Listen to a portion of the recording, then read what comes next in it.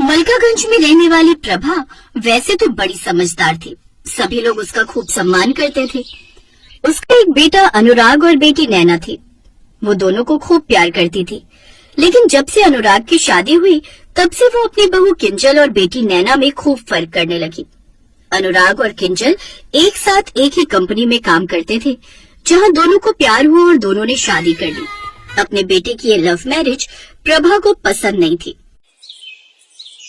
ऐसी बहू आई है जो किसी काम की नहीं है। कितने बढ़िया बढ़िया रिश्ते दिखाए थे मैंने अनुराग को, लेकिन पता नहीं उसे उस किंजल में ऐसा क्या दिखा जो उसने अपनी ही मनमानी की। शादी को 2 हफ्ते ही हुए थे और अब प्रभा किंजल को परेशान करने लगी। एक रोज वो सुबह सुबह उसके कमरे में आई। बहू, सुबह के 7 बज रहे हैं। बहू का ये काम नहीं होता कि वो सुबह देर तक सोते रहे, बल्कि जल्दी उठ के घर की साफ सफाई और नहाकर पूजा पाठ करो और सबको खाना बना कर दो, यही होता है। अब माफ करना माँ जी, वो देर रात तक ऑफिस का काम कर रही थी लैपटॉप पर, इसलिए आँख खुलने में देर हो गई। अच्छा ठीक है, आज हो गया, कल से ऐसा नहीं होना चाहिए। और ये क्या, ये मैं क्या देख रही हूँ? ये कैसे वेस्टर्न कपड़े पहने तूने? मुझे ये सब कपड़े पसंद नहीं आते। बहुएं तो साड़ी और सर पर पल्लू लिए ही अच्छी लगती हैं। लेकिन ऐसा कैसे होगा माँ जी, मैं ऑफिस वाली लड़की हूँ और वहाँ तो जीन्स टॉप ही चलता है।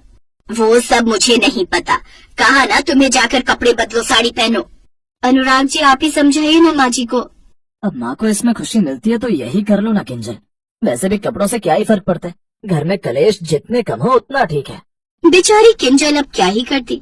अब ना चाहते हुए भी उसे वैसे ही कपड़े पहनने पड़ते जैसे उसकी सास चाहती थी। अब वो रोज सुबह तड़के उठती, पूरे घर में साफ सफाई करके नहाकर पूजा पाठ करती, फिर सबके लिए चाय नाश्ता बनाती, जिसके बाद दोपहर का खाना बनाकर रख देती और फिर तैयार होकर ऑफिस जाती। जबकि उसकी ननद नैना कुछ भी काम नहीं करती और शॉर्ट वेस्टर्न ड्रेसेस पहनकर घूमती। लेकिन प्रभा देवी अपनी बेटी को किसी काम के लिए नहीं बोलती। फिर शाम को घर आकर किंजल फिर से चाय और रात के खाने की तैयारी में लग जाती। और नैना तो कुछ नहीं करती थी। वो देर तक सोती रहती और नाश्ता करके तैयार होकर अपने कॉलेज चली जाती और दिन में आकर आराम से खाना खाकर सो जाती, जिस कारण उसे घर का कोई काम भी नहीं आता था। एक रोज किंजल थकी हारी अपने घर आई। अनुराग, मुझे लगता है मुझे फीवर हो रहा है, साथ में चक्कर भी आ रहे हैं। तो ऐसा करो, बुखार की दवाई खा लो और लेटकर थोड़ा आराम कर लो। बाहर हॉल में प्रभा देवी यहाँ से वहाँ अपनी बहू के कमरे से बाहर आने का इंतजार करने लगी। फिर कुछ देर बाद वो अपनी बहू के कमरे में जा पहुँची। तू महारानी यहाँ पर आराम से सोई पड़ी है, रात का खाना नहीं बनेगा क्या? माँ जी, मेरी तबीयत ठीक नहीं है। हाँ, कहाँ तू महारानी दिन भर बैग उठाकर घूम फिर कर आ जाती है और मैं बुढ़िया यहाँ खाना बनाऊं। इसीलिए तो कहा मुझे ऐसी बहू नहीं चाहिए, लेकिन मेरी सुनता ही कौन है। अनुराग ने अपनी माँ को समझाने की कोशिश की, लेकिन वो कुछ नहीं समझी और हार थक कर किंजल को ही उठकर खाना बनाना पड़ा। ऐसे ही कुछ समय बीत गया। एक रोज नैना के लिए एक अच्छे घर से रिश्ता आया और प्रभा देवी ने उसकी शादी कर दी। ये ले बेटी, ये मेरे गहने हैं, इन्हें तू रख ले। अभी तक ही मैंने तेरी भाभी को नहीं दिखाए, नहीं तो वो हड़प लेती। अब तू चली जाएगी तो आखिर कौन है मेरा यहाँ पर? ये कहते हुए वो रोने लगी। कमरे के बाहर आ रही किंजल ने ये सब बातें सुन ली।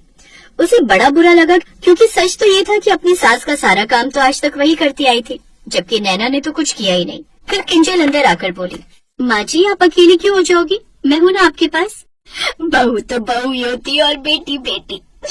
ये सब सुनकर किंजल चुप हो जाती है। नैना विदा होकर अपने ससुराल चली गई। लेकिन कुछ ही दिनों में नैना की सास विमला का फोन प्रभा देवी को आया। एक तो बहन जी, तुमने दहेज में ना के बराबर सामान दिया, ऊपर से अपनी फूहड़ बेटी को मेरे पल्ले बांध दिया। इसे कुछ काम धाम तो आता नहीं। बहन जी, उसे थोड़ा समय दीजिए, सीख जाएगी। आप अपनी बहू को बेटी ही समझो, आखिर तुम्हारी बहू किसी की बेटी ही तो है ना। बहन जी, मुझे उपदेश दे रही हो? पहले खुद की बहू को भी बेटी समझो। अच्छे से देखा है मैंने आपको उसे सारा दिन कोलू के बैल की तरह पीसते हुए। आई बड़ी मुझे समझाने वाली। ये कहकर विमला फोन रख देती है। लेकिन प्रभा को तो जैसे जोर का झटका लगा था। वो चुप रही। अपनी बेटी के ससुराल जाने के बाद वो काफी उदास रहने लगी थी और इसी सब में अब उसकी तबीयत भी खराब रहने लगी थी। जैसा जुल्म मैंने अपनी बहू के साथ किया है, उसके बाद वो मेरे पास आएगी भी नहीं। एक रोज उसे काफी तेज बुखार था, तभी उसने किंजल की आवाज सुनी। उठिए माँ जी, पहले ये खिचड़ी खा लीजिए, फिर ये दवाई भी, आपको आराम मिलेगा।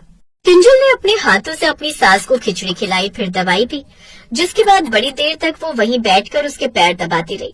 किंजल ने अपनी सास की सेवा करने के लिए कुछ दिनों के लिए ऑफिस से छुट्टी ले ली। अब वो सुबह शाम अपनी सास की सेवा करती।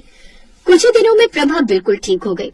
अब किंजल के बिना तो उसका कोई काम ही नहीं चलता था। एक रोज प्रभा बाजार से लौटी तो उसके हाथ में कई सारे पैकेट थे। वो अपनी किंजल बहू को बुलाने लगी। किंजल बहू, बाहर तो आना। जी माँ जी। लो बेटी, अब से ये साड़ी छोड़कर तुम ये कपड़े पहन कर आओ, और आज के बाद ये सब कपड़े ही पहनना, तुम पर खूब खिलते हैं। कुछ देर बाद वो वेस्टर्न कपड़े पहनकर बाहर आई और अपनी आंखें भरते हुए अपनी सास से कहने लगी, थैंक यू माँ जी। बेटी, मुझे अच्छे से समझ आ गया कि बेटी और बहू में कोई फर्क नहीं होता। सारा फर्क हमारे नजरिए और सोच का होता है। जब मेरी बेटी किसी दूसरे के घर गई, तब वो दूसरे के घर की बहू बन गई। उसकी सास जब उसे वहाँ परेशान करती है, तब मुझे बहुत तकलीफ होती है। मैंने तो तुझसे कभी अच्छा सलूक किया ही नहीं। मैं तो तेरी सास बनकर ही रह गई, लेकिन तू मेरी बहू से बेटी बन गई। जितनी सेवा तूने मेरी की है न बहू, इतनी तो नैना ने आज तक नहीं की थी। जरूर कोई पुण्य किया होगा मैंने, जो तुझ जैसी बहू मुझे मिली। ये सब सुनकर किंजल बहुत खुश हुई। फिर अगले दिन जब वो ऑफिस से लौटी तो उसकी सास ने उसे चाय बना कर दी। अरे माँ जी, आपने क्यों तकलीफ की? माँ भी बोलती है और तकलीफ की बात करती है, और मेरी बेटी अगर थक कर आई है तो उसके लिए मैं इतना तो कर ही सकती हूँ ना। चल ले, अब चाय पी ले, फिर बाद में साथ में डिनर करेंगे। आज तेरी मनपसंद मटर पनीर की सब्जी और आलू बैंगन बनाया है पूरी के साथ। माँ जी, अब मुझे अपनी माँ की याद नहीं आती, क्योंकि अब मुझे माँ जो मिल गई है। दोनों सास बहू एक दूसरे के गले लग गई। ये देख अनुराग भी बहुत खुश था। कुछ दिन बाद नैना कुछ रोज अपने मायके रहने आई, जहाँ उसकी भाभी और माँ ने मिलकर उसे घर का सारा काम सिखा दिया, जिसके बाद वो भी अपने ससुराल में सारी जिम्मेदारियाँ अच्छे से निभाने लगी।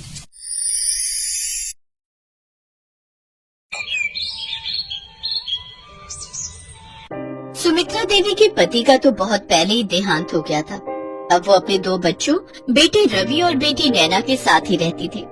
पहले सुमित्रा देवी अपने पति का कारोबार संभालती थी, अब रवि अपने पिता के कारोबार को संभाल रहा है। इसलिए उम्र के साथ सुमित्रा देवी का फैक्ट्री में आना जाना बहुत कम रहता है। ज्यादातर वो मंदिर में भजन कीर्तन में ही अपना समय बिताती हैं। रवि शेफाली नाम की एक लड़की से बहुत प्यार करता है, पर उसके मन में हमेशा एक डर रहता है, जिसका सबसे बड़ा कारण है सुमित्रा देवी के पुराने विचार, जिस पर वो आज भी अमल करती हैं। और सुमित्रा जी, कब कर रही हो अपने बेटे की शादी? देखो कलावती बहन, हमारे तो खानदान में शुरू से एक ही रीत चली आ रही है, बेटी लो बहू दो। तो मुझे तो चिंता ही नहीं है, जिस घर की बहू आएगी उस घर में हमारी बेटी ब्याह कर चली जाएगी। तुम अभी भी पुराने रीति रिवाज को मानती हो। अगर तुम्हारे बच्चों ने अपनी पसंद से शादी करने की मांग की तो फिर क्या करोगी? तुम्हारी ये बात की बेटी लो बहू दो धरी की धरी रह जाएगी। ऐसा कभी नहीं होगा कलावती, मेरे बच्चे कभी मेरी बात नहीं टालते। मैं जहाँ कहूँगी वो वही शादी करेंगे। सुमित्रा देवी को अपने ऊपर बहुत घमंड था कि आज भी वो अपने पूरे परिवार को पुराने रीति रिवाज के घेरे में बांधे हुए हैं। तो उसके परिवार वाले इस बात से खुश हैं, सहमत हैं? ऐसा नहीं था। सब सुमित्रा की सादत से बहुत परेशान थे। भैया, आपको लगता है माँ आपकी बात को मानेंगी? वो तो अभी तक इसी बात पर अमल करती है कि बेटी लो बहू दो। वो तो ऐसे घर की तलाश में है जहाँ पर मैं शादी होकर जाऊँ और उधर की बेटी यहाँ शादी होकर आए। आजकल वो आपके लिए ऐसी ही लड़की की तलाश कर रही है। नैना, मैं शेफाली से बहुत प्यार करता हूँ। शेफाली को मैंने वादा किया है कि मैं उसे अपनी पत्नी बनाऊंगा और इस घर की बहू। इसीलिए मैं आज माँ से इस बारे में बात करने वाला हूँ। तभी सुमित्रा देवी भी आ जाती है। क्या बात है, बताओ तो, क्या बात करनी है मुझसे? माँ कोई नहीं, आप पहले बैठो, फिर आराम से मैं बात करता हूँ। माँ, मैं पानी लेकर आती हूँ। हाँ बोल, क्या बात है? माँ, मैं शेफाली से बहुत प्यार करता हूँ। मेरा मतलब है, शेफाली बहुत अच्छी लड़की है। हम एक दूसरे को बहुत सालों से जानते हैं। माँ, मैं शेफाली से शादी करना चाहता हूँ। तू तो जानता है ना बेटा कि हम जिस घर से बहू लेते हैं उस घर में बेटी देते हैं। तुम्हारे दादा परदादा के समय से ही रीत चली आ रही है। मैं इस घर में बहू बनकर आई थी तो तुम्हारी बुआ भी हमारे घर बहू बनकर गई थी और आज तक वो भी यही रीत निभा रही है। तुम्हें पता है ना, पिछले साल उन्होंने भी अपनी बेटी की जब शादी की तो उनके घर में बहू बनकर उनकी बेटी की ससुराल की ही लड़की आई थी। हमारे खानदान में यही रिवाज चलता है। क्या शेफाली का कोई भाई है जो कुंवारा हो और जो हमारी नैना से शादी कर सके? फिर मुझे कोई ऐतराज नहीं। हाँ भाई तो है, पर पता नहीं वो हमारी नैना को पसंद आएगा या फिर नैना को वो पसंद आएगा या नहीं, ये भी तो देखना है। तो एक बार बात करके देख लेते हैं। चल कल ही चलते हैं शेफाली के घर। नैना सब कुछ सुन रही थी, वो भी बहुत परेशान थी और रवि भी। अगले दिन सुमित्रा देवी रवि के साथ शेफाली के घर जाती है और वही बात दोहरा देती है जो इतनी सालों से कहती आ रही थी। बहन जी, आपको बुरा न लगे तो मैं यही कहना चाहूंगी, ये तो जबरदस्ती वाली बात हो गई। सच तो ये है कि हमने अपने बच्चों को हमेशा अपनी पसंद की शादी करने के लिए ही हामी भरी है। शादी दो लोगों के बीच अगर पसंद से हो तो वो रिश्ता सालों साल टिकता है। और जहाँ तक मैं अपने बच्चों को जानती हूँ, मेरी बेटी ने रवि को पसंद किया है और मेरा बेटा आयुष भी किसी लड़की को पसंद करता है। उसने मुझे पहले ही बता रखा है। मेरे बच्चे मेरे से कुछ नहीं छुपाते। तो फिर बात यही खत्म होती है। ये शादी नहीं हो सकती। मैं तो अपने बेटे की शादी उसी घर में करूंगी जिस घर की बेटी हमारे घर आएगी। बेटी लो, बहू दो, बस यही हमारी शर्त रहेगी। पर माँ रुको तो। सुमित्रा देवी उस समय किसी की नहीं सुनती और वो वापस घर आ जाती है। पर उस दिन के बाद रवि उदास रहने लगता है। वो अपनी माँ के खिलाफ नहीं जाना चाहता था। नैना अपने भैया को उदास नहीं देख सकती थी। उसने रवि की आंखों में आंसू देखे थे। नैना शेफाली को फोन करती है।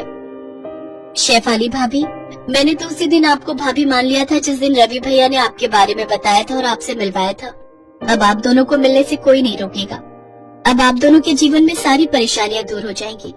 हमेशा रवि भैया का ख्याल रखना भाभी। नैना, मुझे कुछ ठीक नहीं लग रहा, तुम क्या करने वाली हो? शेफाली को कुछ ठीक नहीं लग रहा था।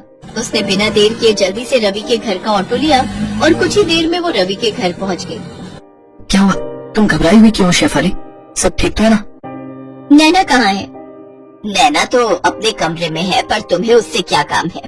शेफाली नैना के कमरे में जाती है। नैना का कमरा अंदर से बंद था। सब घबरा जाते हैं। शेफाली, रवि, सुमित्रा सब नैना का दरवाजा पीट रहे थे। रवि, तुम्हें दरवाजा तोड़ना होगा, नैना कुछ गलत करने वाली है। रवि नैना का दरवाजा तोड़ देता है। नैना अपने आप को मारने वाली थी। नैना, ये तुम क्या करने जा रही थी? नैना मेरी बच्ची, तू अपने आप को खत्म कर रही थी, पर क्यों? नैना फूट फूट कर रोने लगती है। तो मैं क्या करूँ माँ? मैं ही तो सबके दुखों का कारण हूँ। अगर मैं इस दुनिया से चली जाऊंगी तो कम से कम रवि भैया और शेफाली भाभी एक दूसरे से शादी कर पाएंगे। उन्हें एक दूसरे का प्यार मिल पाएगा, क्योंकि तुम नहीं मानोगी। तुम अपने पुराने रीति रिवाज पर ही अड़ी रहोगी। मुझे पता है, मेरे जाने के बाद किसे बेटी बनाकर शादी करोगी। मैं तो इस दुनिया से चली जाऊंगी न माँ। नहीं मेरी बच्ची, नहीं, मैं अपने दोनों बच्चों के बिना नहीं रह सकती। मुझे माफ कर दो। मेरी वजह से आज मेरी बच्ची ये गलत कदम उठा रही थी। मैं ये कभी नहीं चाहूंगी। मेरी बच्ची, मुझे माफ कर दे। तुम सब मुझे माफ कर दो। जब मेरे बच्चे ही नहीं रहेंगे तो मैं पुराने रीति रिवाज का क्या करूंगी? मैं अब कोई रोक टोक नहीं करूंगी। मेरे बच्चों, तुम अपनी जिंदगी को अपने तरीके से जियो। खुश रहो मेरे बच्चों। शेफाली बेटी, आज तुमने मेरी बच्ची को बचा लिया। तुमने एक भाभी होने का फर्ज निभाया। तुम इस घर की बहू बनोगी। मैं वादा करती हूँ, अब मुझे किसी से कोई शिकायत नहीं है। बस अब मैं अपने आप को बदल दूंगी। नैना, रवि और शेफाली की आंखों में खुशी के आंसू आ जाते हैं। कुछ दिनों बाद धूमधाम से शेफाली और रवि की शादी होती है। नैना भी अपने भैया भाभी को एक साथ देखकर बहुत खुश थी।